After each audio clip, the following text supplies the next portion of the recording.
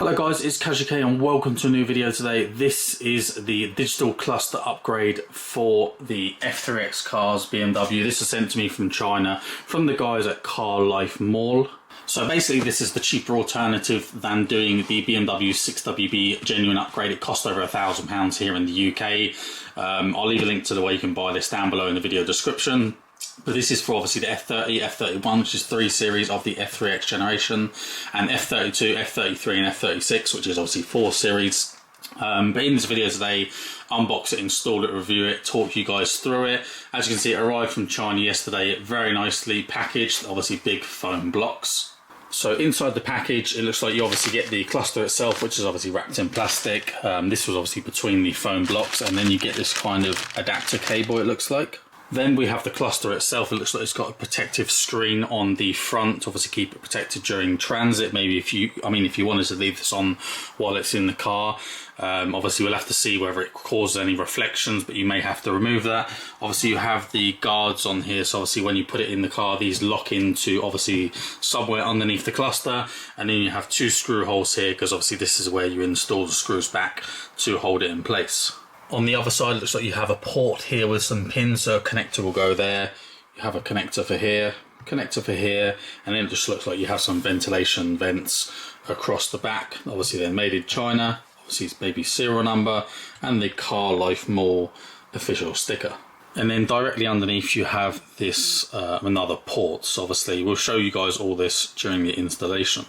But from what I've been told from the guys at the factory, this is fully updated already. They say most units are when they go out, but they have actually said to me this whole thing is plug and play, so no coding involved, which is obviously good.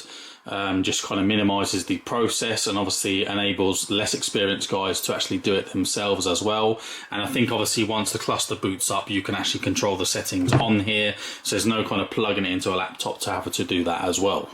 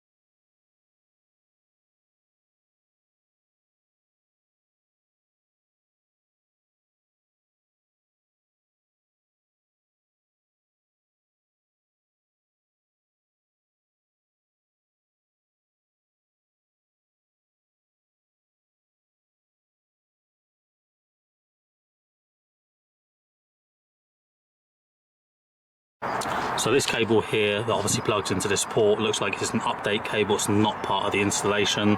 And then as you can see from the cables that we removed, obviously the loom in the car, they will plug into this one and this one.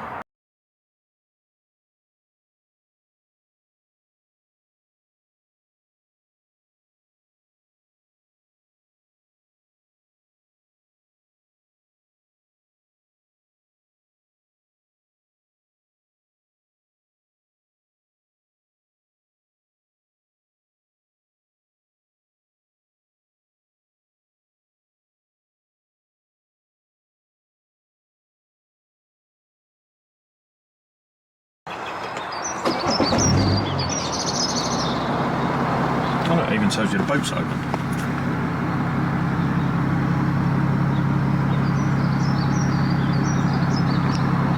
So in terms of the look of the digital cluster, down the right hand side here you have your rev counter, you have your oil temperature, got a picture of a car in the middle. We're just going to see if we can try and change that. Down the bottom will give you your messages. So at the moment the boot is open. As you can see, the boot is now closed. Left hand side is the petrol indicator, obviously your miles an hour that you're going on the left.